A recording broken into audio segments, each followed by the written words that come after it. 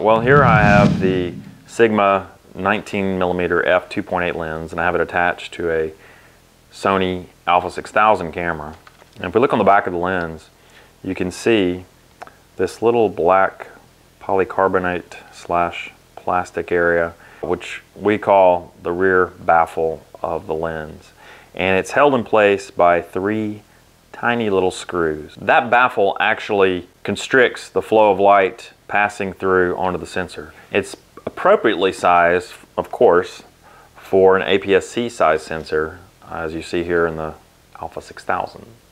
But suppose I want to attach this E-mount lens to a Sony A7. Well, here I have the A7 Mark II. And of course, I can attach the lens just like normal to the Sony A7. It's passing through the same amount of light to the sensor, right? Well, if I want to get a little bit more light coverage on the larger full frame A7 sensor, I take this baffle out. To remove the rear baffle, you need to simply loosen 3 Phillips head screws using a small precision screwdriver.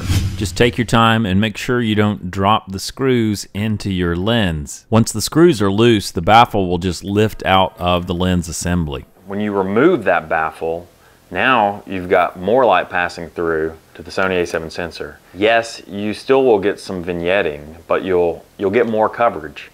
And out of this 19mm Sigma lens, after cropping out the vignetting with the baffle removed, you're still getting an ultra wide angle. These Sigma lenses are actually quite sharp. They are an incredible value, and if you're an E-mount shooter, it just makes sense to own them, especially if you like to shoot both APS-C and full frame, because you'll get a surprising amount of coverage onto the full frame sensor. With this 19mm, I'm getting around probably 22mm of coverage after I crop out the vignetting. And so definitely worth the money to pick up these lenses, remove the baffles. I recommend that you save your baffles in label Ziploc bags. That's a good way just to have them there for you in the future, because at some point in the future you may want to put the baffle back into your lens, especially if you're going to sell it or whatever. But I don't see any downside to removing the rear baffle, and I do see an upside in terms of increased coverage onto the sensor. So that's it, guys. Quick video about the Sigma baffle. If you liked the video, give it a thumbs up. If you disliked it, give it a thumbs down. Feel free to leave a comment.